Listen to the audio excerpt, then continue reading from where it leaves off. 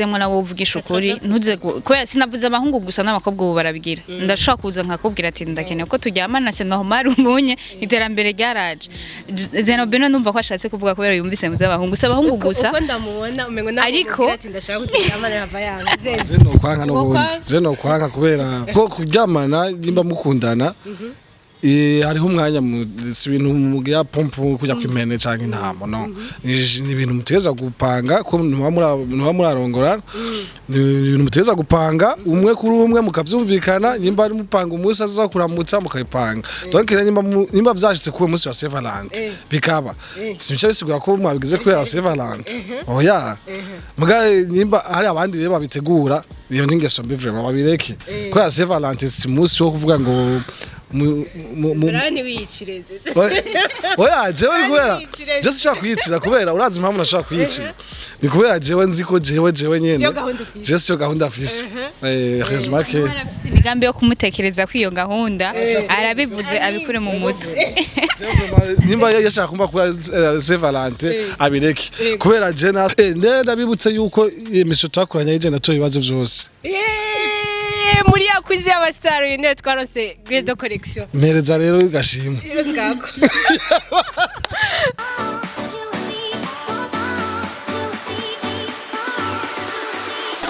Bakunze Magic TV mumeze gute muraho murakomeye kuri micro ndirukundo Ange Menoche ikiganiro cy'uno munsi ni deba twatuyage murabona ko magatiwe n'umusore n'inkumi beza cyane kanca tubabaza n'ivyabo tubaze aho bigeze kuko twatumiye umwe aravuga ati sho kuza mudatumiye nanaka reka tonze turamutse urameze neza zitse temeze bon kwe ego akazina kanje ni Ntibirekuriwe Zenobe kazina k'abavyeyi hama kazina k'umwuga ni DJ Zenobino ni Arlette Mugisha je nta kazina k'ubuhizi mfise nta aka fise ego mugana wakaba ari umujournaliste kuri BTV Ego urameze neza kandi ndashima Imana bon okay ukeneye mvuge identité yanje yose ni Arlette Mugisha ndumumenyesha amakuru kuri televiziyo ya BTV hama n'umuserivatere mugore umva nazananye n'umuntu hari anyaraza kutubwira Ego ikindi ni iki hama ikindi numva novuga nuko shima ko ndumwana w'Imana sete kandi urameze neza kandi ndashima Uwiteka kabisa twagiye uyu mukaba mumumenyereye kuri BTV ava yarakora ibiganiro by'urukundo n'ubu ndacabikora shugira ubinyake nicyo gituma twasivuje ko twona yaga kuvyerekeye ni somene murana ko ari somene ya St Valenttin Arlette kubwi wawe St Valenttin bikwiye guhimbazwa gute kubwi wanje en fait St Valenttin sinzi yuko beshi bazi iho yavuye sinzi ko wowe umaze kubivuga St Valenttin uko ikwiye guhimbazwa muri make ariko ndabigisure sinzi ko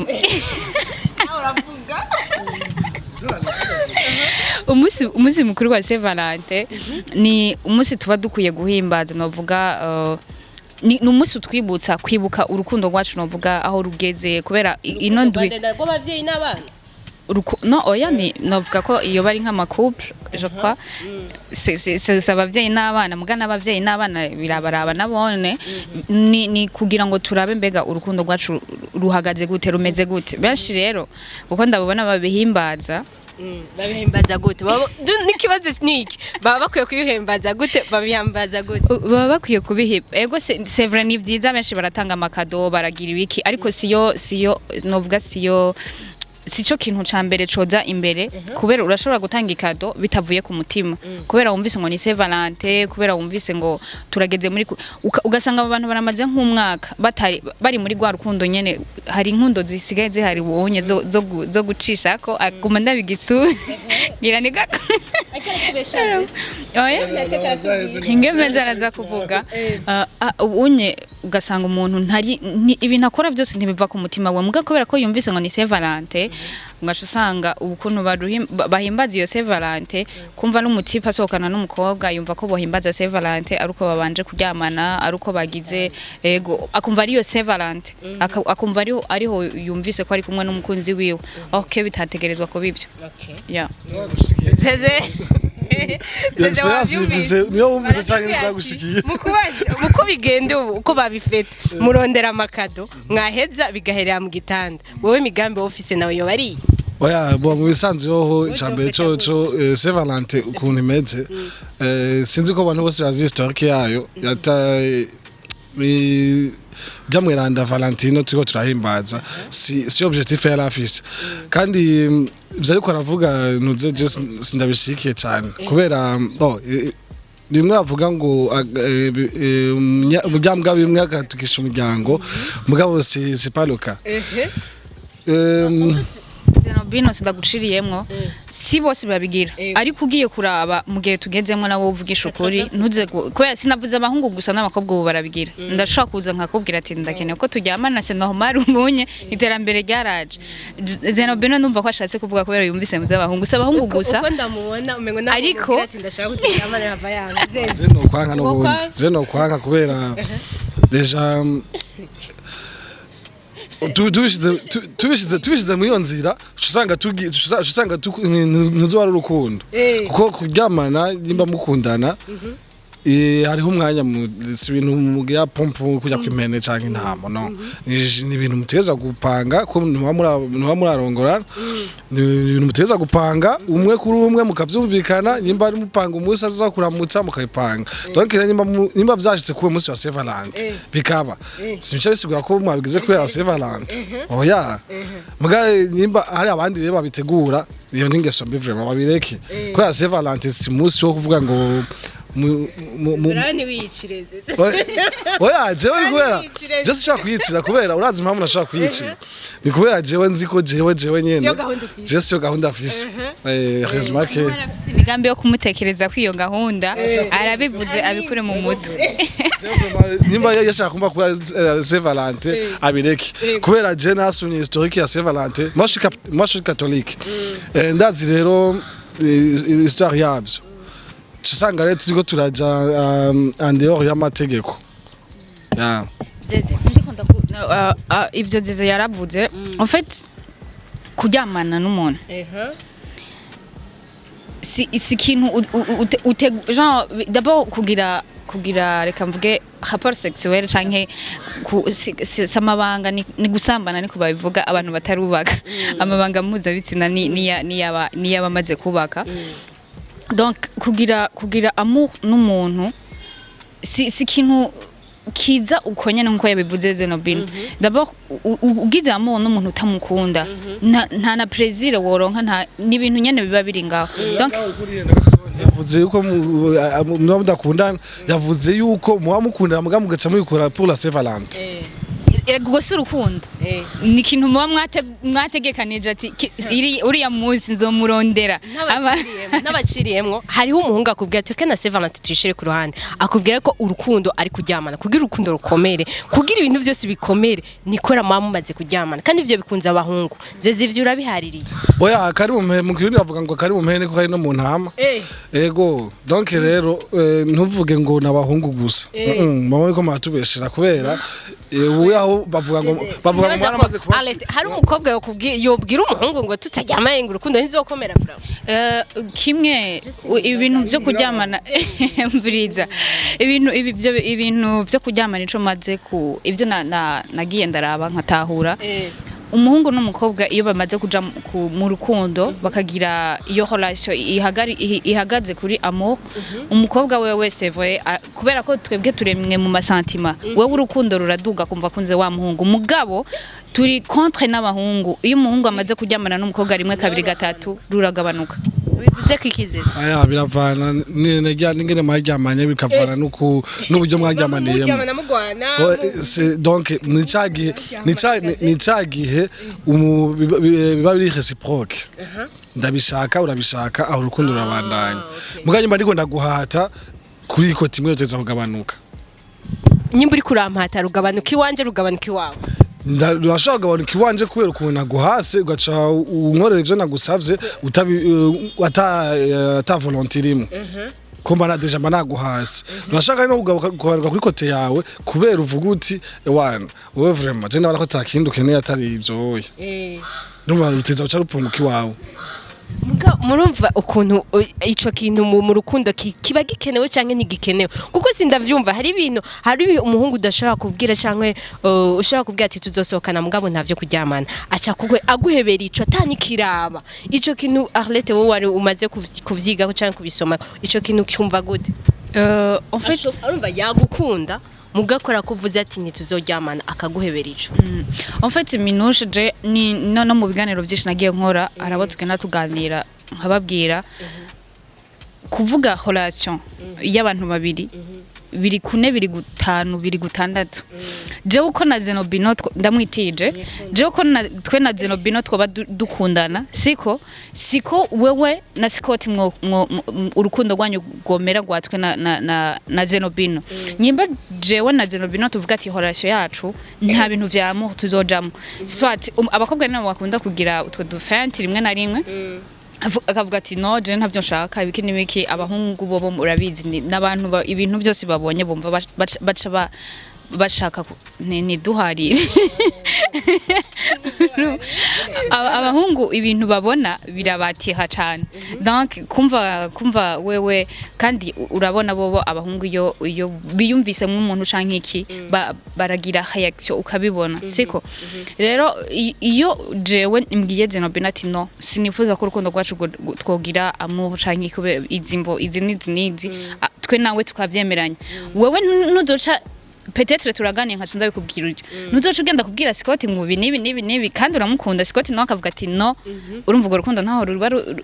ntiruba rugiteye imbere donc bisaba ko haba communication entre ya mahorasyo nagucire muri abaho mugabo kandi bifo kumenya yuko hari igihe akwankira akanga kuguha mwica ngo murakundana tuvyite ko barasohokana mugaza wumva hari abandi aho tivate ne quand même aho naho ujugaruka ukiraba wewe ubwawe yakwimye kubera iki aba ari icubutse we ato navi umuntu yonyima kugira aje guha abandi kubera iki nibaze yuko atarukundo ruba ruhari kuko iyo umuntu mukunda sinumva igituma d'abord kugira abe yagiye guha uwundi azoba ari muri yakavuga ati Zenobino nta satisfeza muri bino bintu swat uwo muntu azoba akunda bya bintu tubonesha amaso yaba amahera n'ibindi byo bakunda kuvuga canke hari ikindi kintu wewe azoba yarakubonye ko wewe yego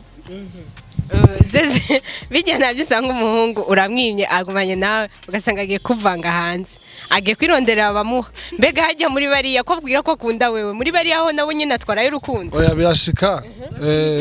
reka oya do wifi na gupartager ibintu byoroshye donc Chambere cyo cyo kumenya yuko ari igihe dabo arako abahungu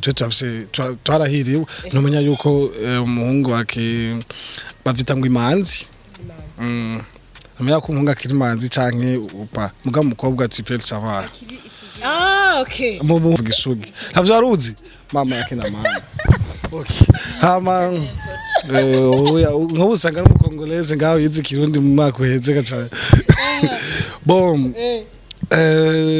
rero akumwononera bwabusugi bwiwe urabo umwumva ko kuyawe waramaze kuhonja avuga uti yana cenga avuga masino kwihangana tupale kurondera ailleurs soit mu ex cyangwa mu sex friend mugabo kugira ukipinge bwabo ntubwiwe abugumane hama nihagera muzogeze mu bijemwo akivise bya bintu byo ntazogenda bavuga ngo ni wamwononeye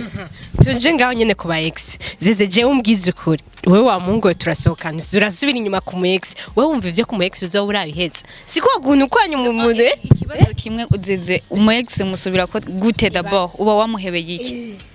birashobora kuba ari akantu nyene gaciyemo ugasanga mwarabaye distance mugabo byabihe mwabanyemo ugasanga mu guvyibuka rero mu mwanya habaye wa wundi akwimba byabihe bimwe bike biri muri byabihe mwabanye nawe mu ex washaje gutora ivyo bimwe kuwo mu ex canke kuwo mu sex friend wawe bisigura ngo birashitse uwo muntu murasohokanye mu kindi gihe ukumva murashatse ko mugira mariage donc mariage turazi ni fruit y'urukundo muba mwagiranye mumaze gushikana mu nzu niki cyo kubuza yuko uza kusubira kurondera wa mu ex washize mu nzu kandi twatuntu mwagirana ngo mutwibuka mumaze gushika mu nzu ni kimena iko nakubwira wamwa wifise kandi urumva ubifitiye droit ntabashaka kubwira ngo oyaye ngo rindira ngo tuzoge kuko benshi bavuga bati benshi bazindira benshi bitwaza ngo je peux faire ça avant le mariage biki gacumbya okay we rero powesha rero niyo mariage yawe nindire nitwaba ready muri 2025 nzoza rero wavuze ko ndumukongoleze kangira ndaguciye umugani bavuga ko gatoki kamenyere gukomba kamwe kagize iki ngo iyakariye ntigata dusiguriye iyo migani yose yatayigiye ubu tugeze ku yahe tubwira igezweho iyo migani numva uwo tugezeho uvuga ngo le passé c'est le passé le passé c'est le passé reka tubanaye nivyo tumwe mu mwanya kwa nk'ubu mintu je ndashobora kuba kwisande kumwe nawe turi ngaha muri ntuze mu yemisho hari mu myaka iri imbere harazo batakikora yemisho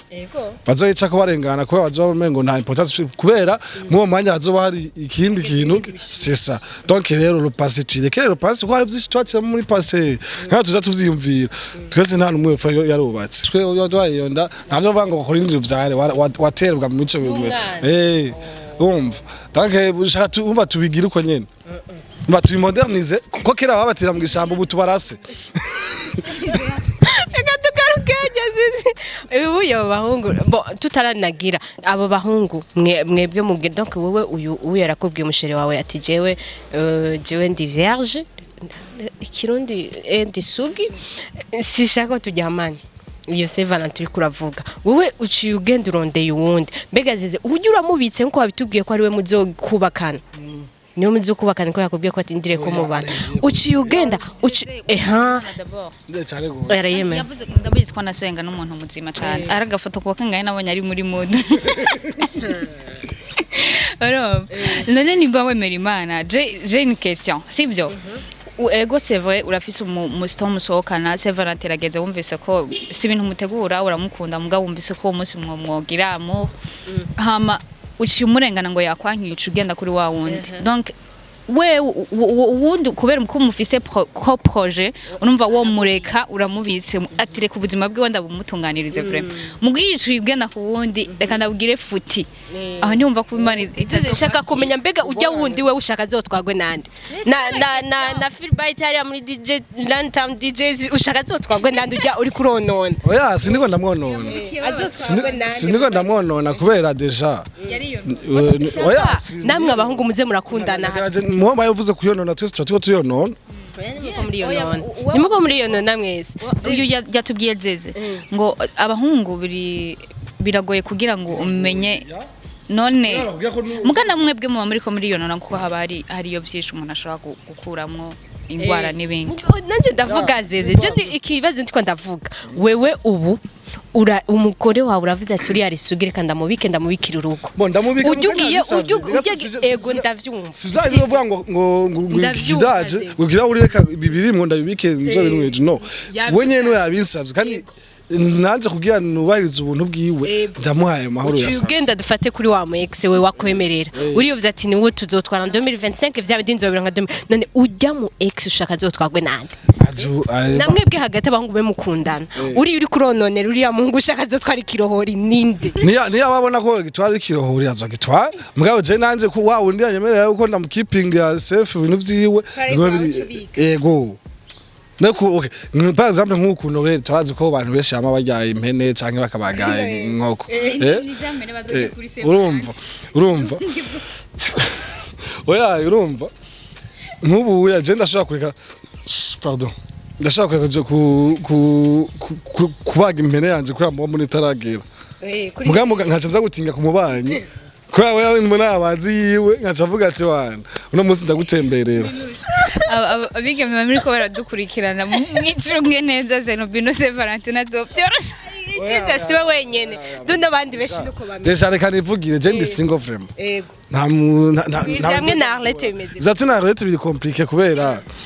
Arlette mva turabashiri kuri WhatsApp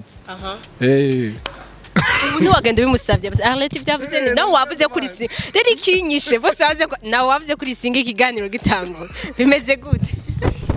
Mande ya St Valenttin.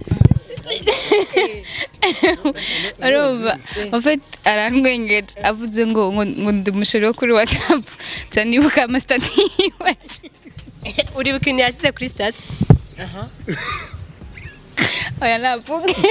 Ni crush wasavye ngo mu crush wagira iki? Je nasavye yuko umukobwa wese crashinga yo bimbwira kugira sinonona amahera yanje mu kuja gusangira urumogi n'abandi bari singo nka jewe cyari usangira ibiyoga Jean wagakoza ga statut yakoresheje weed umva umuntu ntaje guspendinga amahera yo mu bindi bintu Jean umuntu ntaje guspendinga amahera yo mu bintu bidafite akamaro asohoka n'umukunzi wiwe Neze nkaje nigicari kukwemeza ati uyu nkeka ari ivyo bo hari benshi wagiye urashira ugaca wandika ngo yangwi ni frappe ngo wewe ngo nigiki kweli aho nkubona asanga ari mukuzine ubundi ngasha asanga ni asohokana n'umugenzi wanje bakuzira nanje aho rero sishobora kwera apa kwera sishobora kwera wapi kwera iyo bari nkanje ataco dupfana nkawe kwera mugamba camanza nkavyiga ca ndaba none ibintu byose twagendanye misi yose tumaranye na action nimwe ndigira mbona nyereka yuko je nawe waba crashing uko gucrashing umuntu ndakugize ukuri urashobora kubizibwira unamubonye muri ko muravugana muri ko murandikiranira urabona reaction z'umuntu nka Arlette wo kuri WhatsApp na Arlette nyene wo kuri WhatsApp nyene nego duhuye gahebe kumengo asha ngo sinana byarakunaniye zize byarakunaniye oh sha de toutes les façons ça ndo anyuma Arlette nigiki gore en fait ibintu by'urukundo nakubwiye menuje ibintu by'urukundo biragoye kugira Jean umuntu abivuge ngo abimare kuri jewe mbafise ibintu mvuga ati ujya muntu ndamuraba gutya iki niki jewe d'abord cyambere ikintu cyambere kugira mbone umuntu kwa nkunda nuko ampa umwanya sibyo Jean umwanya akaba ari wa muntu tugiranira communication nkamenya Jean nkamumenya plus tuganira hari guca umenya umuntu wari we wa wundi yinyegeza Jean wa muntu tuza kubona ala femo maze gushika ahantu urashobora kumuraba ugaca umumenya muri ko muraganira ni ikintu rero kigira ni umwanya Jean umwanya mpani ngene tuganira ibintu bigende neza twakwiye kuba umunsi mukuru w'abahabara reka tugire roseze kuko rokenze ni wabagenzi roseze wabahabara roseze reka dukere roseze tuyigiriye abahabara baba dukurikiranye mwibuke yuko yatubwiye yuko ariko yatubwira yuko agize mariage ngo byoca bihagarara cyo nambwira agatoke kamagagize ikigaze no kamenye yuko kamagahese no but abahabara tubaho umunsi bon yego kora baho ikintu kibaho kirabaho yego kandi se wakizanye wagisanzwe voilà kuva kera urazi yuko vyamye hariho kwanza hano amadira mama vyemera donc rero reka tubihereze umunsi wavyo reka ndabivuge roseze bazi urakoze cyane antuka Arlette amvaye kugira gukrotira hari igikorwa uri kurakora cya Miss Soko kigezehe ibintu bimeze gute tugende tubiyaze ko gatoya nibaza ko abagukurikirana barabibonye sinza kubivuga ko vyisha ariko gushika kuri no munsi baracabandanya biyandikisha twari twatanze itariki yo gushika le 18 février inyuma ya St Valenttin urumva ko hari kwaregereza ariko kubera ko twabonye benshi bari babanje baragira ubwoba hapo yabijya bya misi intuze bamwe ma telefone ati mwobanze mukaduha tukarabe iyo bija ibiki nibiki turashaka kongera ko umwanya kugira ngo babandi badusaba ati bamara umwanya biyumvire bashobore kubandanya mu gapolo mama igikorwa kiracabandanya bariko bariyandikisha ubibutsa aho biyandikisha barashobora guca ku ma platform yose ya Miss Soko yaba Facebook, Instagram na Twitter winjiye ucubona hariho link ihari nibaze ko nawe tuzoyiguha yicisha Zenobino washaka kumukurikirana kuraba ibikorwa vyiwe mu DJ twemera cyane yo cyane murakoze kuba munsobesheje bo ukeneye kunkurikirana ashaka kurikira ku ma platform yose yaba YouTube, Instagram, Facebook, Twitter hose ni DJ Zenobino kwisi yose ugize recherche baguheza jeje nyene kwisi yose kabisa Zenobino ndumwe nta copy nta kindi original hama gacusuye kandi ugakurikirana team yanje Runtown DJs ku ma platform yose nkuko nyene Runtown DJs birafatanya ko nyene yego kugira babibone neza Karogo. Rogo ngingi porte clés ziruzuye. Murakazi. Murarenze. Vraiment Imana yadufashije turarenze kwe. Okay. Merci beaucoup mwakoze kubana natwe. Amanizere ko nasubira kubi. Na makesho hotel yaduhaye intuze. Twaduhaye ikibanza. Kanye neza cyane. Nshimire wewe. Reka makesho hotel bose bariyumva ibintu bimeze neza ni mu quartier asiatique urumva ibintu bikanye gose bamwe bakunda ngo bunga bunga ibintu bimeze neza mu gikoni bimeze neza ni top en tout cas vraiment ndamwe murahawe ikaze bakunze wa Magic makesho hotel tunafurahi sana amadeka dushimiye kandi Magic Channel TV yego ndabibutse yuko imisho twakoranye ije nato ibibazo byose muri yakwize y'abastar yene twarose Great Collection mpereza rero gashimwe ngako Merci beaucoup mwakoze kudukurikirana mubandanye mukurikirana ibiganiro byacu turakunda cyane asante sana